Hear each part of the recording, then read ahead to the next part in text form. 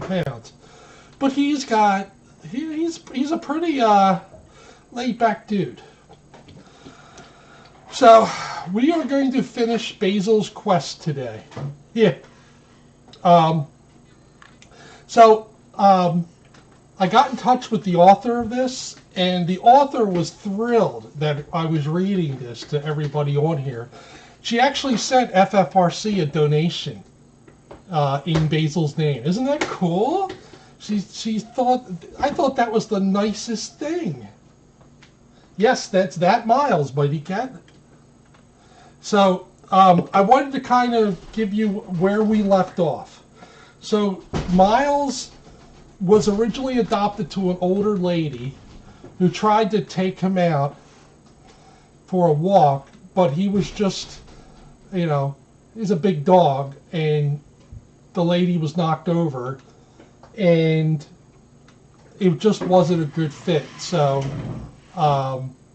he was taken back, and then there was another couple that wanted, and the guy was going through cancer treatment, and he was going through a lot of issues, and he really liked Basil, and Basil liked him.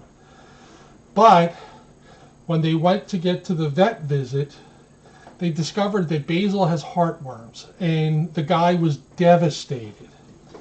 But he just loves Basil so much. He says, you know what, we're going to get through this, and we're going to give the treatment and all that. So that's where we ended off, that Basil is starting to get treated for the heartworms. And also, they really had trouble affording the medicine for the heartworms. So one of the people that works at the shelter had a whole bunch of beat up, old, used washer and dryers. He decided that he was going to sell them and give the profits to pay for Basil's treatment, which is wonderful. I mean, it almost sounds like here. Heartworms can be difficult to treat, Lost Girl. It depends upon how long they've had them. But it also puts an incredible strain on the doggy because of the medicine. So they also have to watch out that when the worms die, they kind of die off and they get into the bloodstream. So it's really not pretty. All right. So, Chapter 30. For sale, Whirlpool full-size washing machine, matching washer and dryer, 5 years old, excellent condition, $300 for the pair. Apartment-size portable dishwasher, works great, $75. Kenmore white refrigerator, few scratches on the side, perfect for a small space, runs well, $100. Located in East Nashville. All proceeds from the sale of these items are going toward medical treatment for a dog we rescued. If interested, please respond by email and include your phone number. We will respond to all messages promptly. That's how the Craigslist ad read. In only one day, Harlan and Josie raised enough money for my treatment. And not even one person asked if they would come down in price because they knew their money was going to a good cause. Me! I have been on the antibiotic for a month, and today is the day I go for my first heartworm treatment. I woke up feeling happy. I'm happy that I'm able to go to a veterinarian who's helping me to get well. I'm happy because this isn't going to be a financial struggle for Mason and Stella. And I'm happy because I used to only dream of belonging to a family. And now I have one of my very own. The drive to Dr. Trigg's office seems to go on forever. I've never been in a car for so long. Mason and Stella ride in the front seat, and I ride in the back. The seatbelt is threaded through my leash to keep me from bouncing around. I sense that Mason and Stella are feeling stressed. Feeling what my humans are feeling is one of my superpowers. A lot of dogs have that superpower. If I could, I'd tell them, no need to worry. We're going to get through this just fine. But then I start second guessing myself and wonder if they know more than me about my condition. Maybe I should be worried. But then I remember the helpful little tune Jolie sang to me. Hey, you're okay. You'll be fine. Just breathe. We arrive at the animal hospital and are greeted by a very kind lady at the front desk. Her name is Zena, and it's obvious that she loves animals very much. The main waiting area is for dogs. They have a smaller section reserved for cats. Of course, it gets my curiosity up because of all the scents that are coming from that area. But I'm not allowed to even peek behind the partition to the section reserved for cats and kittens. Zena gathers the paperwork that the other clinic sent over, and Mason signs some papers. Zena says, a vet tech will come get Basil in just a moment. I think back to the time I spent at Hannah's Haven and how, when nervous dogs arrived, they were put in a special area with just me. I was always the calm and confident dog. Today is no different. I assure Mason and Stella that I'm not afraid. I keep my tail high and lick Mason's face as he bends down and hugs me tight. Oh, Basil, I just love you so much. The vet tech appears. Mason hands her my leash, and I follow her lead into the back room while my family waits for me. This hospital for animals is a really cool place. I say that because everyone here loves helping animals, and that love shows in the way they treat me.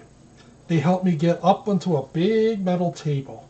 It's covered with a soft towel so it isn't too cold. Once I'm up there, I have to stay still or I will fall off. Maybe that's why they put me up on the table. If I were on the floor, there's a lot more room to squirm and explore the scents left behind from the other hospitals. Dr. Triggs comes in with my chart in her hands. Her calm and confident vibe makes me trust her instantly as she rubs my ear and looks into my eyes. Her voice is soothing. If they're listening to my heart with her stethoscope, she tells me, okay, Basil, we're just going to give you a shot, and then you will get to go home.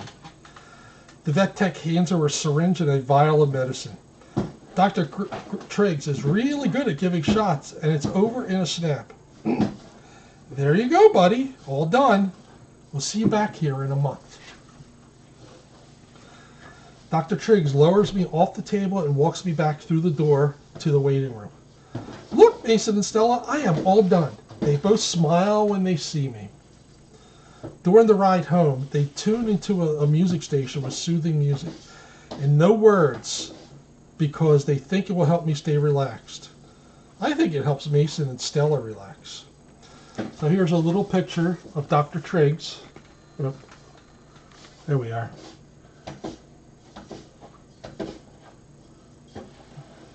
Come on, camera, catch up. There we go. Checking out Basil, listening with the stethoscope. All right, we are up to chapter 32. Let me take a little...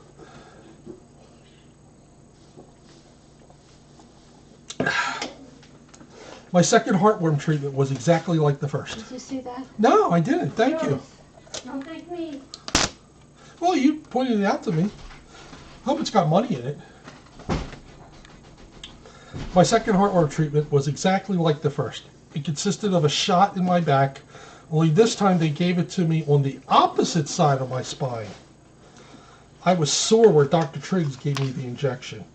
I still have to remain calm. No jumping on the couch and no rolling around in autumn leaves to hear the crackle and crunch. We pull into our driveway and Mason says, I'm going to take Basil for a short walk in the park. I think that's a great idea. Nothing strenuous should be fine. Okay, we'll be back in a bit. Mason picks out a bench where there aren't too many dogs or people passing by. I climb up and sit next to him. We sit in silence for a while. Mason is deep in thought. Basil, what would I do without you? I feel so isolated lately. I don't want Stella to see how tired the chemo makes me. I know it will pass. No sense in worrying her, right? I feel safe with you by my side, and I can confide in you. I love you so much. Mason takes a deep breath and exhales slowly. He wipes a tear from his eye. Come on, buddy. Let's get you home. We walk back into the house. Mason greets Stella with a kiss. I think Basil could use a nap. Getting that shot was pretty stressful for him. We're going to go lie down. All right, sweetheart. Enjoy your nap. I wish I could tell Mason how much I love him, too. Chapter 33. It's the day after my second shot, and I go to Grass Valley for the third and final dose. Dr. Griggs tells Mason and Stella these last 30 days are extremely important to the success of Basil's treatment. Hello, Vanessa.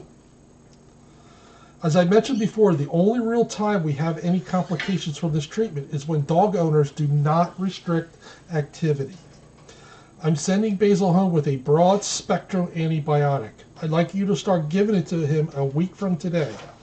And I'm giving you enough for 10 days. This is an extra measure we'd like to take to keep Basil from getting pneumonia while the worms are breaking down. I'm also sending him home with heartworm prevention medicine that you could start giving Basil once a month for the rest of his life. You'll start this in 30 days. And lastly, I'd like to take a look at Basil in 2 months' time. Of course, you don't have to wait until then to call me if you have any questions. I'm here to help. Thank you so much, Dr. Triggs. We are so grateful for your kindness and your expertise. And you have a wonderful staff here, adds Stella. It's been my pleasure, and I understand that my services and all the medicine have been covered by someone who also loves Basil very much. You take care and do not hesitate to call me if you have any questions. Will do, replies Mason. Goodbye, y'all, says Xena as we walk out the front door. I think back to that day my life first took a turn for the better. The day last May that Jolie rescued me during that scary storm. The day that Trish surrendered me to her. And I think of all the crazy things that had to happen in order to bring me to this exact moment in time. It's been 3 months since I've had my first heartworm shot. The journey hasn't been easy, but it's been worth it. There were some days when my back hurt so much that I didn't even want to get up to eat. But I did, in spite of how I felt. I never wanted to give Mason a reason to worry. I'm feeling so much better than when I started treatment last August. I'm happy to be alive. Mason is the owner I have always dreamed of. He gently strokes my back or rubs my belly, and even though I weigh about 60 pounds, he lets me climb up on his lap. My water bowl is always full of fresh water. I never have to worry about any other dog stealing my food. And Mason and Stella actually want me to sleep on the bed with them. I really hit the doggy jackpot. It's time to see Dr. Driggs for our final visit. Mason hooks up my leash to my collar and walks me out to the car while Stella locks the front door. When we arrive at Grass Valley Animal Hospital, Xena greets us all with a big smile. Hey,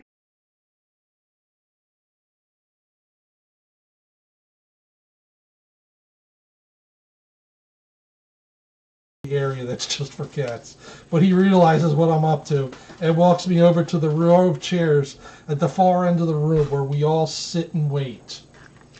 Dr. Triggs opens the door to the waiting room. Hey there, Basil, it's your turn.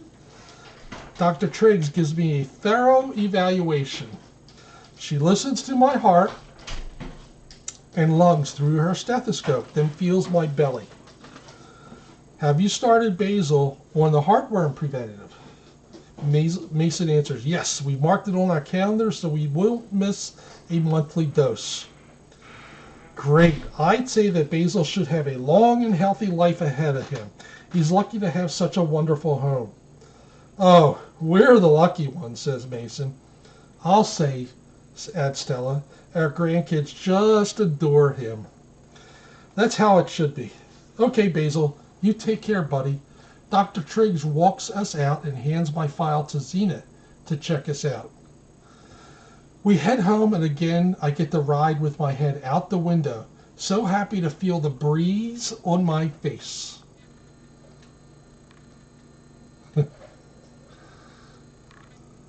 Hello, Danish.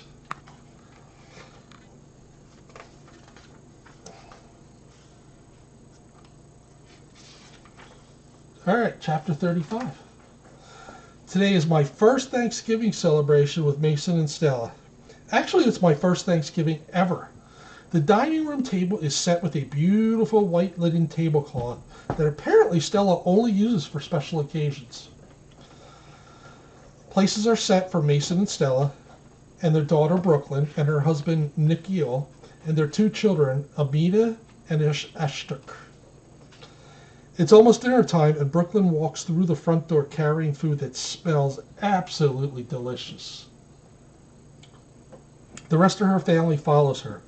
Nikhil is also carrying a plate full of food in his arms, and the aroma is fantastic. I forget my manners and jump up to get a closer whiff. Oh, whoa, down, Basil, says Mason. Oops, I didn't mean to upset him. Hi, Mom and Dad. Amita and Ashtuk come running in. They throw their arms around Stella, each giving her a big hug. Oh, you two, you give the best hugs, says Stella. Happy Thanksgiving, Grandma, Amita and Ashtuk say in unison. Amita and Ashtuk then throw their arms around Mason and hug him. Then the kids give me kisses and hugs. Amita loves to smooch me over my head. She says things like, "Oh, Basil, you're so pretty," and "How's my Basil bell today?" The kids turn to Mason. "Grandpa, can we take Basil for a walk? Please? Please?" Mason smiles. "Of course. Let me get his leash and we'll head out to the park." As we leave the house, Stella calls out, "Don't be too long. Dinner will be here soon." Amita and Ashtuk both want to hold my leash. I'm trying to multitask here, so.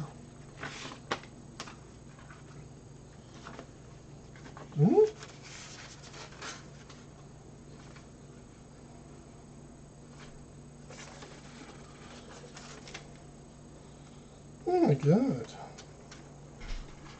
That's awful nice.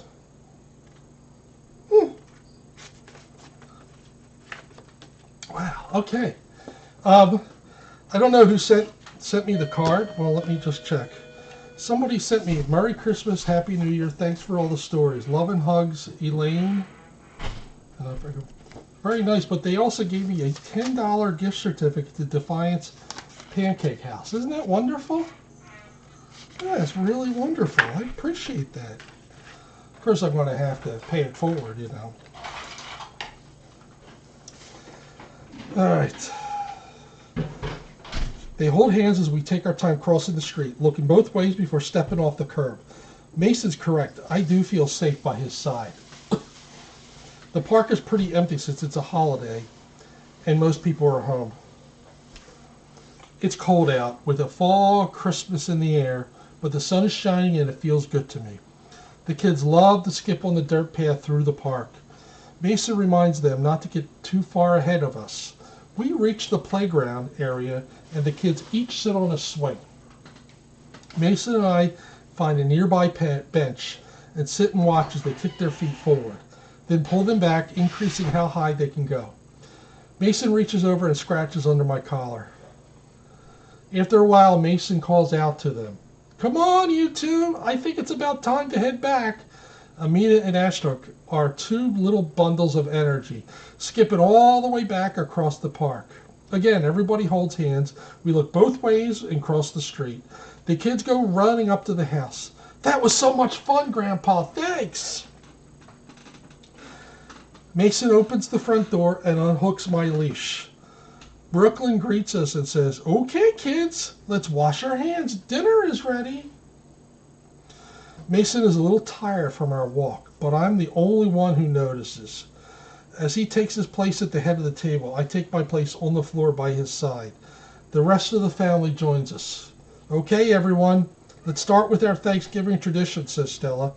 I'm grateful to have all of our family together in our house to celebrate this day. Brooklyn says, I'm grateful that I have such an awesome family.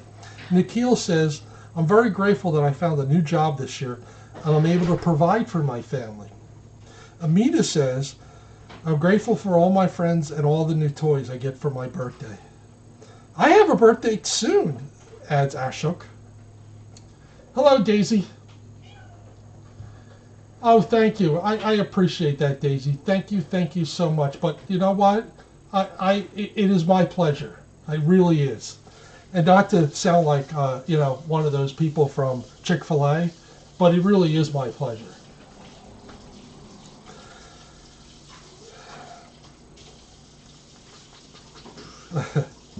I have a birthday soon, says Ashok. Stella chimes in. Yes, you do, and you can tell us one thing you're feeling grateful for today. Ashok says, I know, I'm grateful for we get to eat Grandma's yummy cooking. Everyone laughs. Mason takes a moment to hold back his tears. I'm grateful that we were able to welcome Basil into our family this year because he helped fill the empty place in my heart after Skipper died. And he gives me a special reason to get out of bed every single day. And I am grateful for each and every rescuer who helped me on my quest for a good life. I will always carry them with me in my heart. But the most special place in my heart is for my forever family, who healed my broken heart and made my dream come true. And that's the end of the book. Let me read just the acknowledgments. Writing Basil's Quest, a tale of dogged determination, was not a single-handed accomplishment. The universe sent me helpers. Each of their own unique threads were woven into this beautiful tapestry of the story you hold in your hands. They helped me to take a risk and encouraged me to blossom. Okay, stop. My number. Okay. To my amazing family, I love you so much. Thank you for loving me and for always supporting my creative endeavors and for being my constant cheerleaders. I hit the trifecta. To my editor, Tina Levine, how lucky I am to have you as my friend and now my editor. Thank you for making me a better writer. Thank you, Michelle. I think this is a beautiful story. To Amanda Penicali, thank you for capturing Basil's joyful spirit in your beautiful illustrations. To Carol L.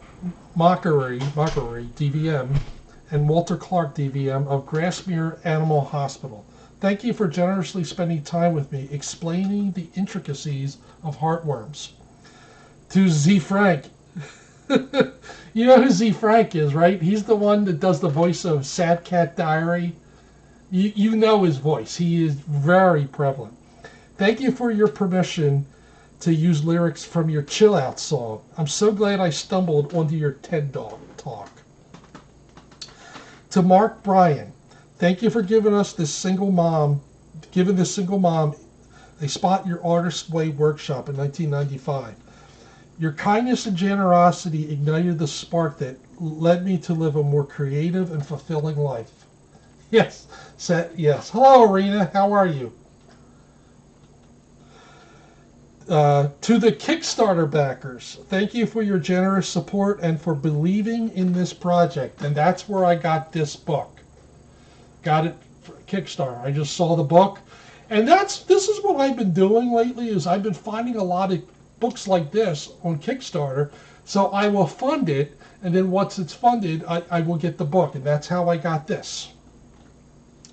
To Katie McDougall, thank you for your insightful teaching and gentle guidance during the draft first aid workshop at the porch. And thanks to workshop attendees who provided most excellent feedback in a way I could hear it. Thank you to my young beta readers, Lily Bergman, Alex Cavito, CJ Cavello, and Emily Dunn. Thank you. You helped me more than you know. Kickstarter is a so Kickstarter is a place where you could get projects funded. So it's very similar to, what is the GoFundMe? It's not that much different than GoFundMe. Kickstarter is basically, you know, you have a product that you want to get funded. It's a crowdfunding. So, and then you say, well, yeah, if you donate $20, I'll get you a copy of the book. If you donate $25, I'll get you a copy of the book, and you know, maybe they'll give you some drawings. $30 and things like that. So that's what Kickstarter is. It's a crowdfunding.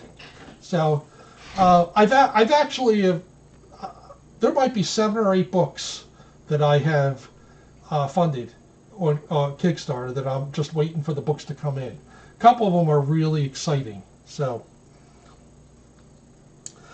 to Heidi Dixer of Red Rover Pet Services, Darlene Jacobs, and Ann Anderson of Peace, Love, and Paws, you inspire me with your selflessness and love for animals.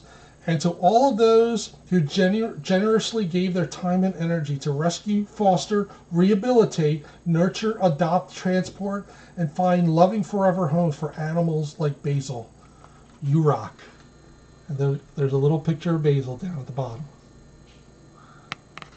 So, and you know, you can really, you know, this is a story about Basil, but you can pretty much substitute any of these kitties here. Anybody. They all have stories like this. All right. Maybe not as dramatic as what Basil has gone through, but you know, some of these cats, you know, geez, look at Cupid. It doesn't get, you know, but you know, Cupid's going to get, you know, a happy ending.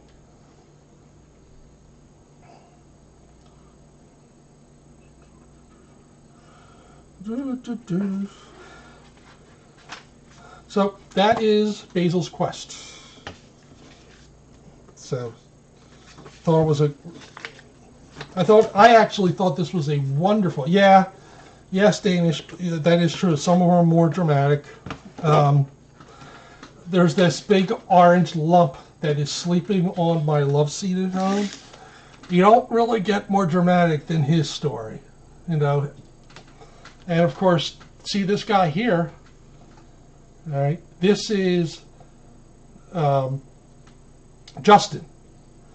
Justin had an issue. Who was this asking about this new cat tower behind Bill? Who was? I found it on Chewy, and it looks like K&H Pet Products. That's actually what it is. It is K&H. So this is Justin. All right. Much like Gallant, he was found burned and set on fire. And you know, Justin's ears were completely burned off. So his tagline is "Earless and Fearless."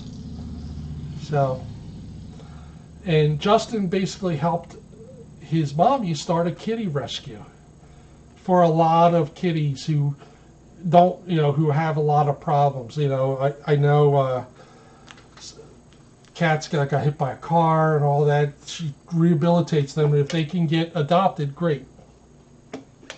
So, I wanted to kind of, even though it's not the season, there's a reason why I got this book, and I'm going to read it today. All right. And I have to tell you, I was a little choked up. All right. Because when I went back there and I was talking to Cupid, and I was petting him, and he started purring, I just, I thought that was the most wonderful thing. So, again, I kept thinking, I really, really hope, you know, I hope he's has a full recovery. I really, really hope. So, this is called Porcupine Cupid, and this is for Cupid.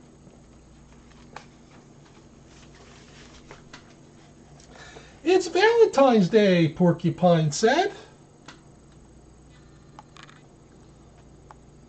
Hi, Arena. I'm saying hello, Arena. Yes. Yes, I noticed that he has a very deep meow. You know.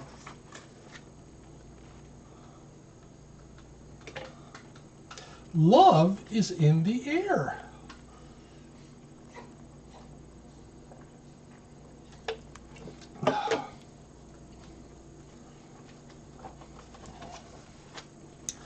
Poke, ow. I hope you find your one true love, Porcupine sang. Poke, hey, a partner who will love you forever and ever, Porcupine crooned.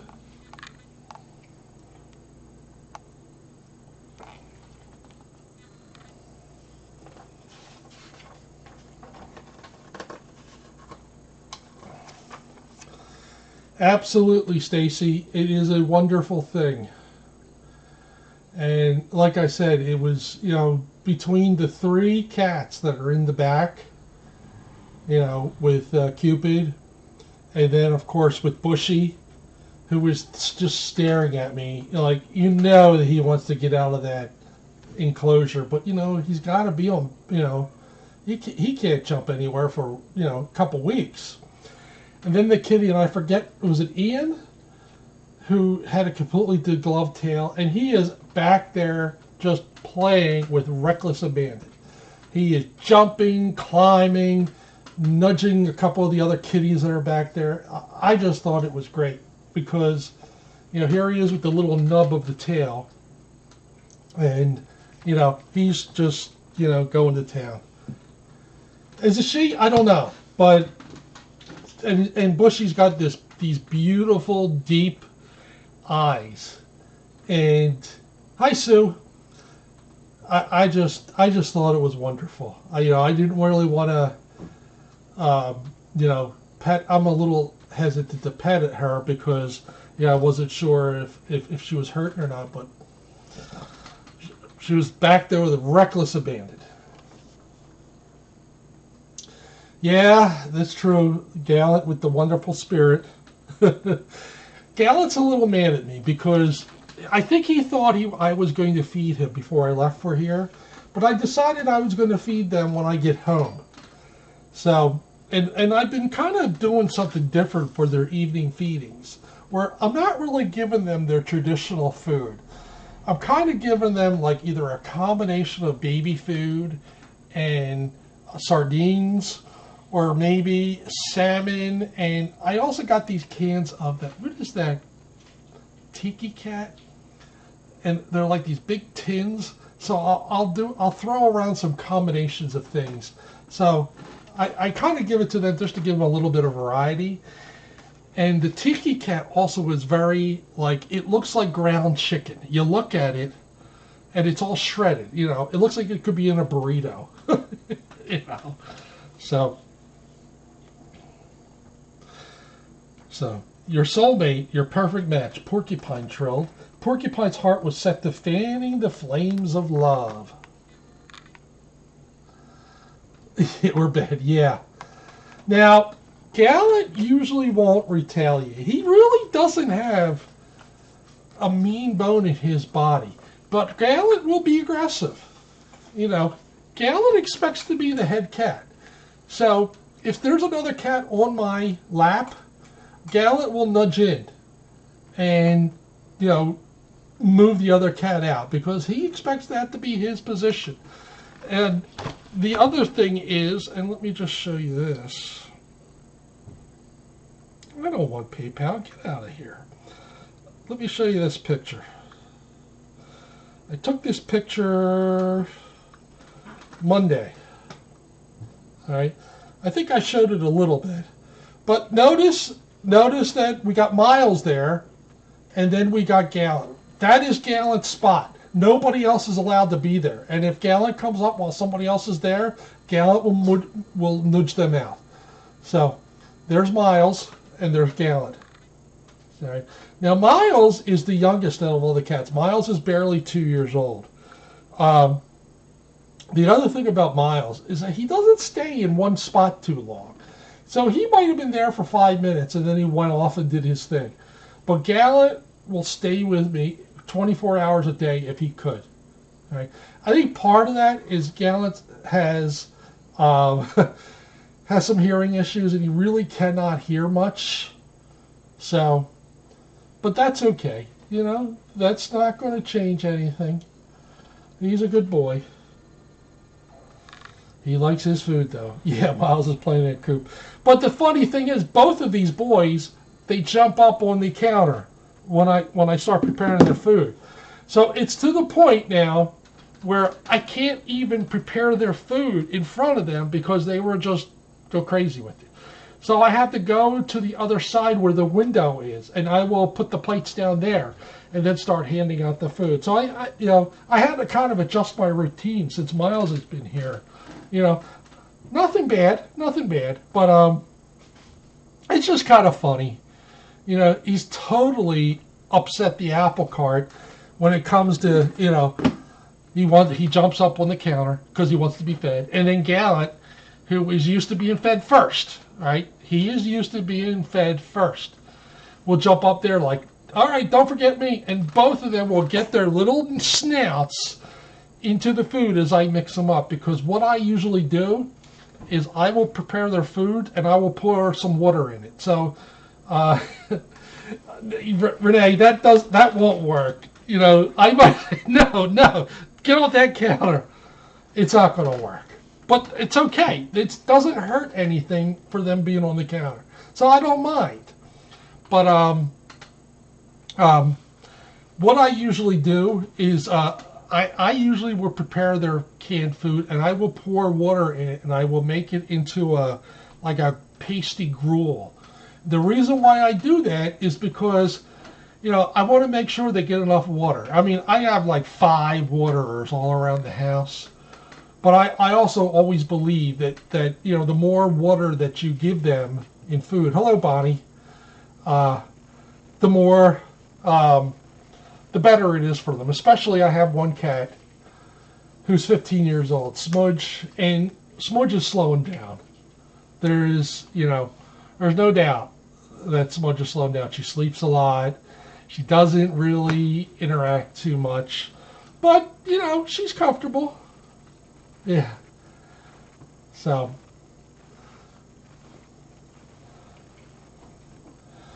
All right. So Sue, did you win anything at the fundraiser?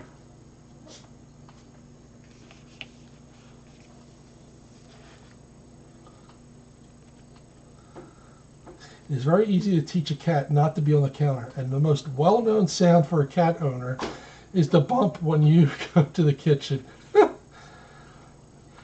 Oh, Sue, what did you win? What'd you win, Sue? I'm excited. Hi, Craig. Good to see you.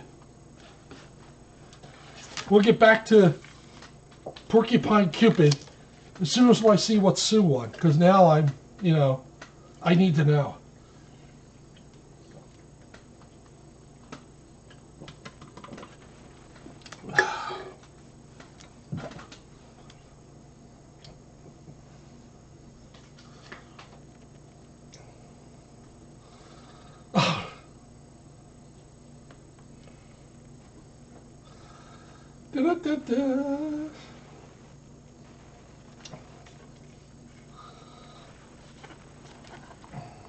A cat pet in a gift bag. All right, wonderful. The other thing I do sometimes, and I don't really tell many people, but I do order a bunch of things and I donate here to give out as like consolidation prizes. So you might have gotten a consolation prize that I bought. So I have a new one that's going to be coming in. It's basically, well, I'll talk about it more when it comes in, because to tell you the truth, I ordered 2 of them. So whenever I order anything for my cats, I'll get 2 of them. One for here and one for my home. That's why you got the pineapple bed here, because I got 2 of them. Oh, that's wonderful. Thank you, Sue. So this says poke. Owie! So what this porcupine is doing is going around and poking with the things. So being a little devil. Porcupine. But he's trying to be a Cupid porcupine. But not as cute as our Cupid that's all the way in the back thumper's room.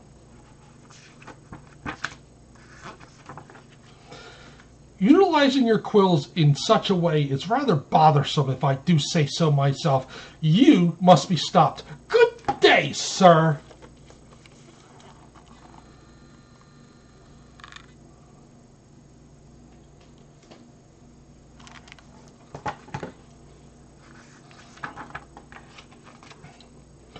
I'm going to tell you this. I don't know what Jackie's plans are for Kitty Christmas, but if she has people here to help, I'm going to be the first in line. I can't really wait. You know, I've been here. I really haven't participated in much since I moved to Defiance, and I'm kind of looking forward to being out and with people I know. You know, I got my booster shot, so I'm ready. And I also got my shingles vaccine too, since shingles does run in my family sometimes. My brother, who was younger than me, had a case of shingles last year. So here's all the people that really do not like what the porcupine is doing. Town hall meeting to discuss the porcupine problem.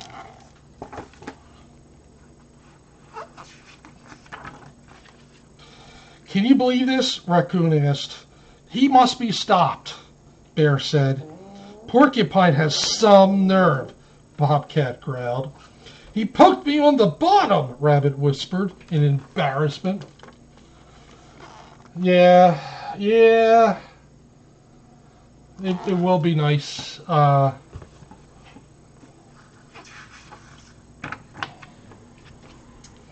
This is a catastrophe, a feline friend wailed. Need a hug? Bobcat purred. Look at that little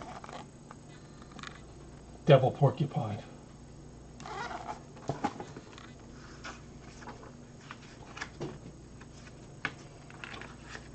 Porcupine is unbearable, Grizzly grumbled. I know the feeling, Bear said.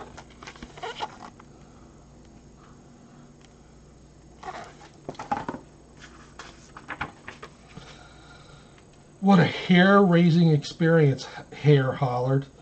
Tell me about it, Rabbit cooed.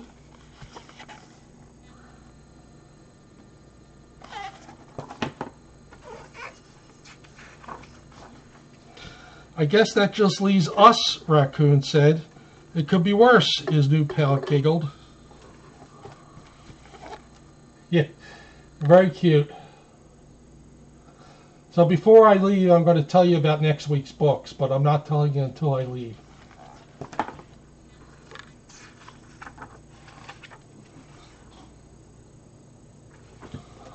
Here's some more pictures. Look at the porcupine has brought them together.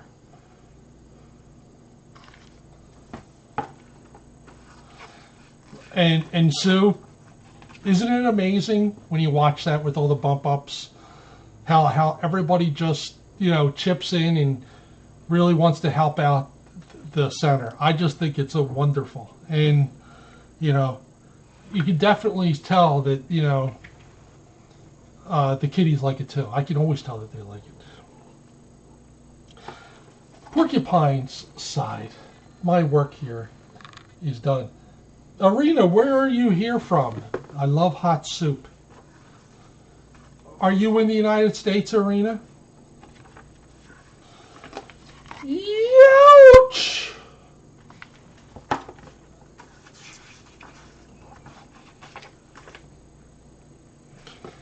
Happy Valentine's Day.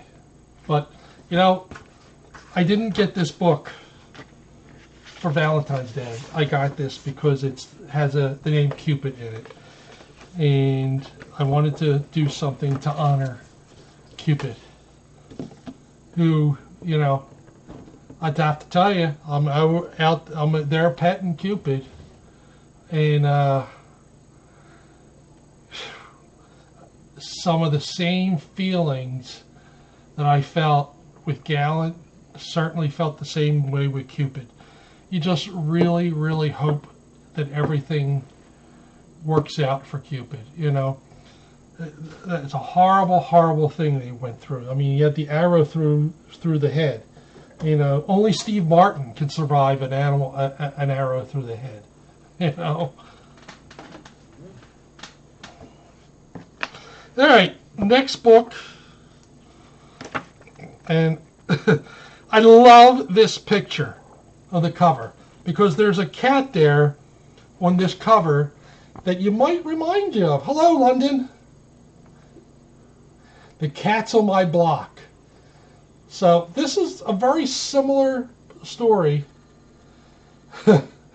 Yes. It really would be wonderful, Craig. It really would be. Yeah. So, I don't know. That cat that's in there, you can say, hey, that looks like popcorn, or that looks like Pippi. All right, so the Cat's on My Block, and just it looks like that this is a story. I want to also tell you this is a story. I think it's in Brooklyn, and 100% of the profits from the sale of this book goes to the Humane Society of New York's Feral Cat Program. So the Humane Society of New York actually put this book out. So dedicated to my favorite person in the entire universe. Special thanks go to Megan, a true friend to the cats of New York City. And then it starts out somewhere in New York City. You almost expect to say, doink, doink. The people in... Yeah, where's Jem? Luke, look at all those paw prints. I wonder what animal made them.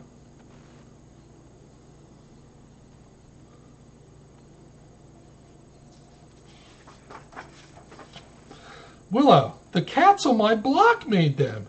Look, there's one now. Luke, wow, let's go out and pet them. Willow, those cats are feral. They cannot be petted or picked up.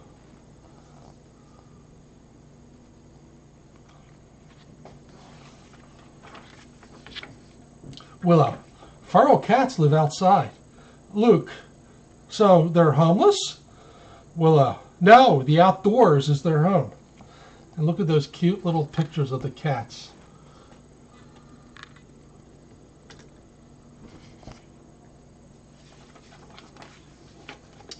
Willow, my neighbor Keith is their caregiver. He gives the cats fresh food and water every morning and evening. Yes, that's right, they do.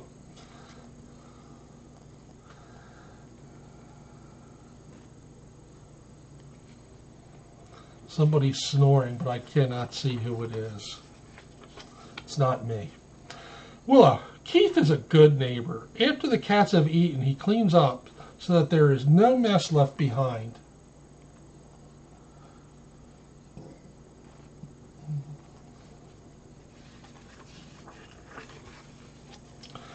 Luke, look, a litter of kittens. Keith, a mother cat showed up this morning with her 3 babies. When the kittens are old enough to get along without their mother, I will get her spayed at the veterinarian so that there won't be any more litters born. There are too many cats and kittens already, not enough indoor homes for all of them.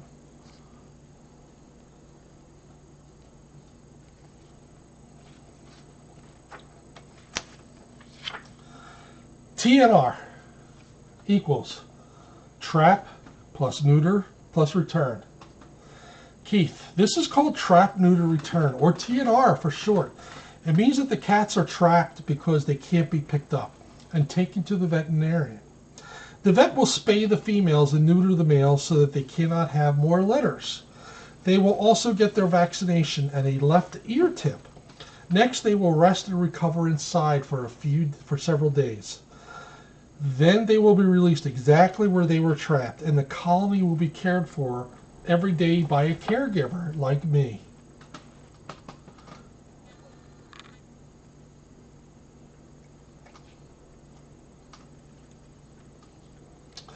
And we all know what TNR is, huh? Luke, what will happen to the kittens? Oh, you're welcome, Ms. M. Keith, these kittens are young enough to be tamed. I will socialize them and then find good people to adopt them so they can live indoors. look at the kitty with the white kitty with the two color eyes. Now we know who that reminds us of, Craig.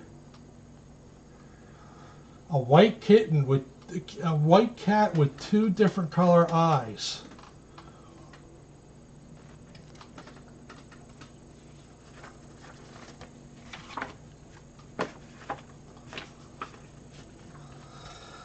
Luke, why do cats have one pointy ear and one flat ear?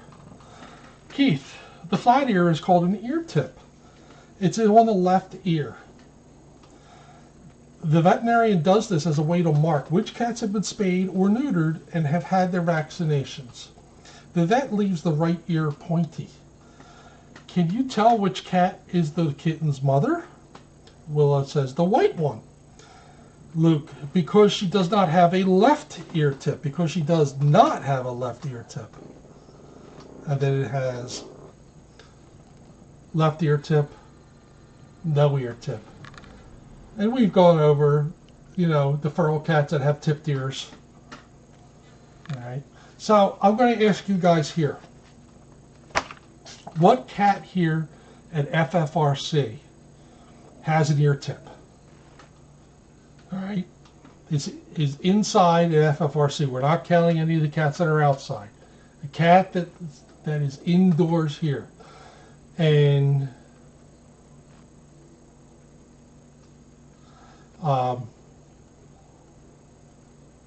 Asha, that is correct. Asha has an ear tip. All right, because they thought, you know, Soupy, I didn't know if a Curly does or not. Well, my mom does. Well, technically, I think both of her ears are tipped because of, you know, the freezing. But it was Asha, because, you know, when Asha was bought here, they said that she was feral, and she is not. All right, so Luke, where do the cats go when it rains or snows? Willow, Keith built shelters for the cats. They go inside them when it rains or snows or gets really cold.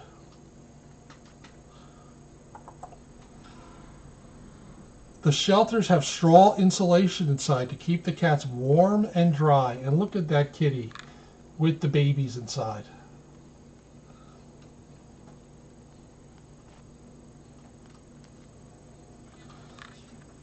No rats here, unless you consider me a rat.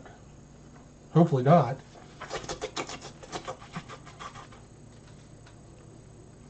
Luke, do the cats have names? Do they have different personalities?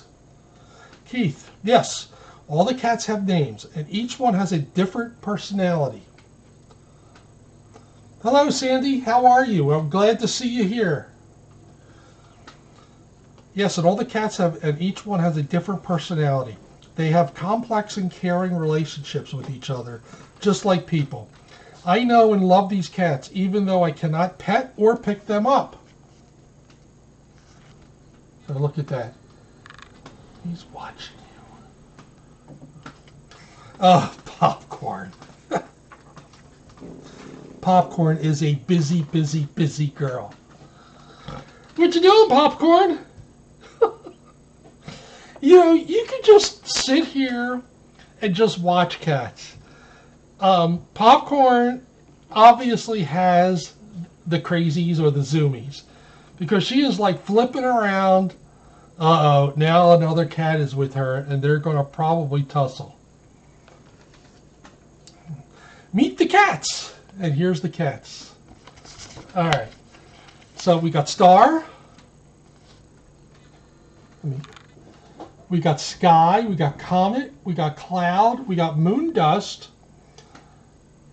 We got Starry Night, Midnight, and Moonlight. Now, I'm going to quiz you again. Who here is named Star? But it's the African star. So a kitty's name here is named Star, and I forget if it's Swahili or, but one of the cats here is named Star. It is the, I think it's Swahili. their name means star in Swahili. Can anybody guess who that is?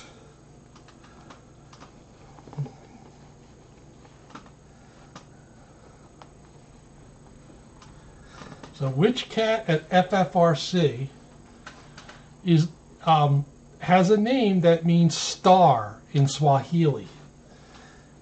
Hello, Steph from Sweden. Good guess, Michelle. It is not Shambali.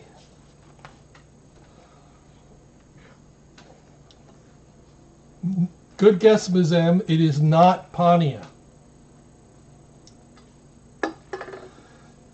It is not Danu. It is not Magic. Keep guessing. I could give you a hint, but it would give it away. Dave, you are absolutely correct, Dave. It is Nyota. Nyota means star, and I think it's Swahili. All right. Nyota is named. His name means star. Very good, Dave. So, our very own star is here, but goes by Nyota, which I think Nyota is a beautiful name.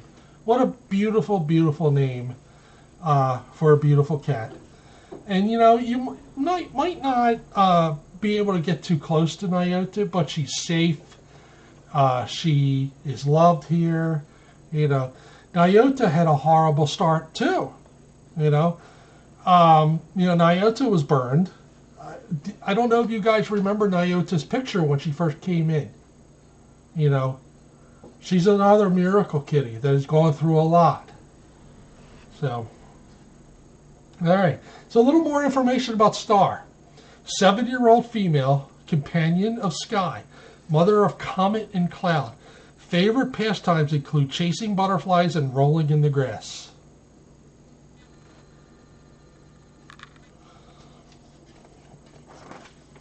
Sky. Yes, I thought it was Swahili, Danish. I wasn't sure, but isn't Nyota a beautiful name? I just think it's, I just think it's wonderful. And I think she is a star. Sky, 7-year-old male, companion of Star, father of Comet and Cloud, loves music and visits from his children.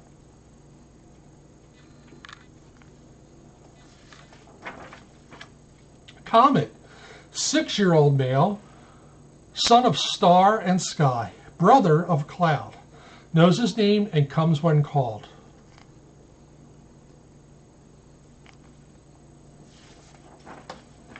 Cloud, 6-year-old female, daughter of Star and Sky, sister of Comet, keeps a watchful eye on the new kittens.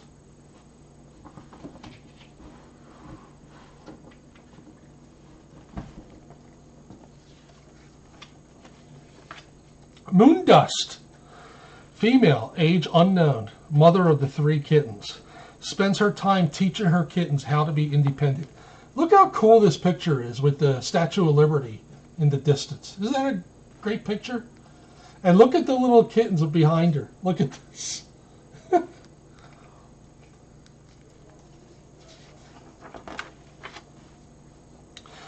Moondust kittens spend their days playing and sleeping. Starry night. 6-week-old female. She is curious about her surroundings and all the new cats and people in her life. Midnight. 6-week-old male. He is outgoing and likes to surprise his siblings. Moonlight. 6-week-old female. She is shy and loves to nap in the shelter. So, one of these days I'm going to get the right, way to show this. So there's the 3 kittens.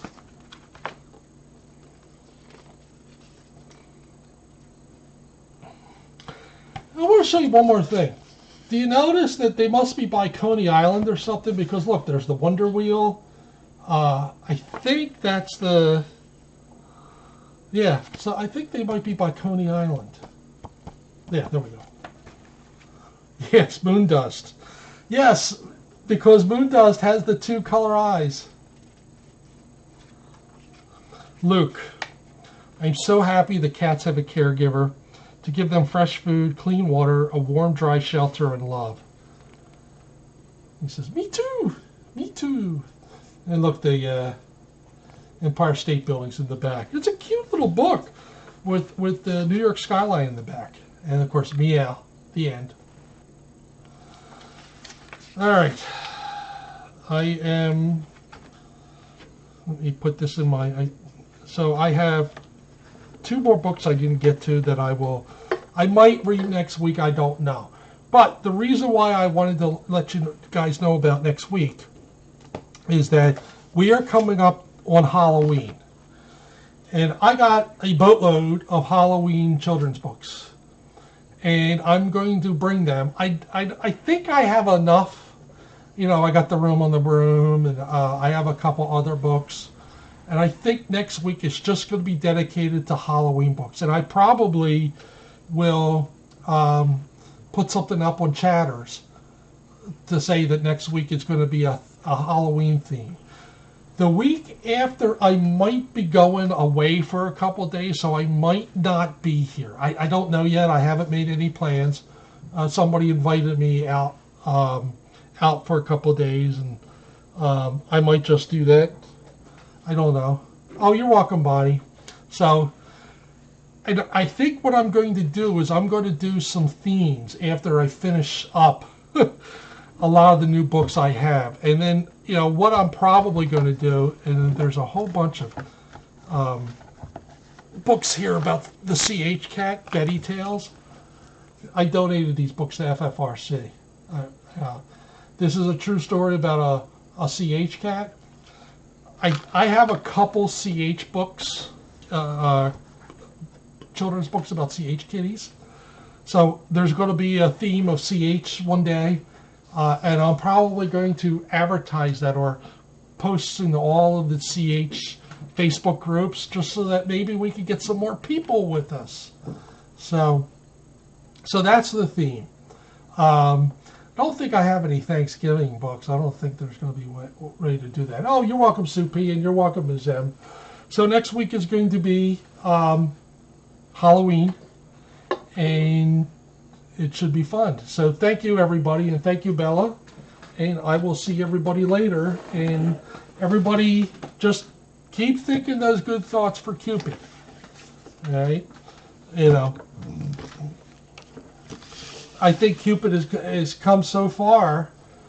You know, it's a miracle that he could get up and things like that. I'm really hoping that, you know, he'll come out of this with very, very minimal damage. So thank you, Dave. Thank you, Michelle. Thank you, Steph. And thank you, everybody. And thank you, everybody, for being a supporter of FFRC. We really, really appreciate it. And thank you again for loving on the kitties. Thanks, everybody.